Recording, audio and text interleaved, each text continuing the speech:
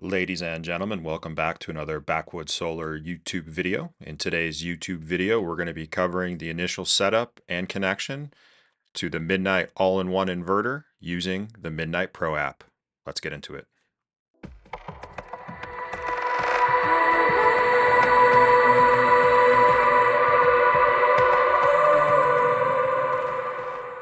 We are going to begin today's video by launching into the Midnite Pro app. If you need to download a copy of the Midnite Pro app for your device, you should be able to find it on your app store of choice by searching for Midnite Pro in the search box. Once on the welcome screen, you'll have the option of local access or signing in for remote access. If this is your first time connecting, it's going to be local access for Bluetooth connection.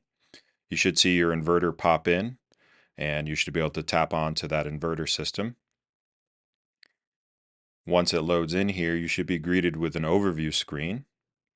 Kind of gives general parameters of what's going on in the system currently, solar coming in, any loads, anything like that going on. Really important feature here is if you swipe over from the right, you'll get a detailed status screen that can be extremely helpful for troubleshooting or seeing exactly what's going on in the system. So keep that in mind. Really importantly, it shows if the inverter is in standby or not up at the top here. Having the inverter in standby when programming is extremely important. That can be done by either pressing and holding the button on the outside of the inverter or digitally here through the settings. Scrolling down on the main screen of the app, you'll have some additional tabs you can click on, starting here with the Energy tab at the top. This will give historical energy consumption and production for the various sources. We also have a Settings tab below that where we can adjust some basic settings. We're going to come back and revisit this in a bit, as this is where you'll also access the installer settings from. Backing out and going into equipment maintenance, you can see here at the top the big power button that is used to put the inverter into standby. We can also sync our local time and clear data. Backing out of here, we can next go into logs. Here you'll find information about active alarms as well as historical alarms that the system has recorded and if they're cleared or active. Backing out of here, the last tab is a switch tab. This would allow you to switch inverter connections if you had multiple inverters in your system. Now let's jump back up to the Settings tab for installer settings. We'll click on that gear icon in the upper right hand corner, and we're going to have to enter our administrator password.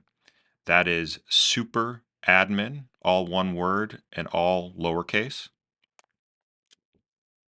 Go ahead and enter, and we should now have our installer settings starting with power control at the top here. This is really important here when you're first starting out in the work mode, set work mode. We also have the options here to set various things as well as the smart breakers there for smart load control. We can program for generator, input, output, and all the various features that those allow. Again, we have to be sure we're in standby or when we adjust these settings, they will not stick. Below that, we have our power control settings, which are typically disabled for off-grid, and our various other settings there. Backing out of the tab, we're going to go into our battery tab. Here up at the top, we're going to make our initial selection on battery brand or battery type, and then the rest of the settings below to fine tune for your specific battery. Backing out of that, we're going to go here and take a look briefly in the general tab. There's some basic information here. Most of this by default is fine, but we do have some abilities to fine tune. As well as in the grid tab, most of this is typically fine unless we're doing more exotic things or we want to limit some input from the grid or how we're selling back if we're doing that. Backing out of the grid tab, our last tab here is communications. This is where we'll connect our inverter to our local network. Once connected and you have an account created on the Midnite website, you will be able to take advantage of all the remote monitoring and programming features this inverter has. That about covers the initial setup and programming of the Midnite all-in-one inverter using the Midnite Pro app. For more detailed programming instructions or step-by-step guides, there will be links in the description to some really nice guides, technical guides on commissioning, programming, and general descriptions of what every setting in the app does.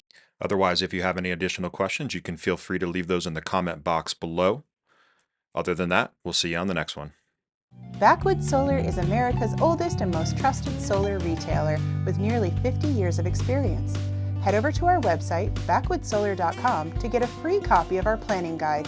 While you're there, check out our Learning Center with articles on setup, sizing, tax credits, and so much more helpful information, especially if you're just getting started with solar. There are also links provided in the description.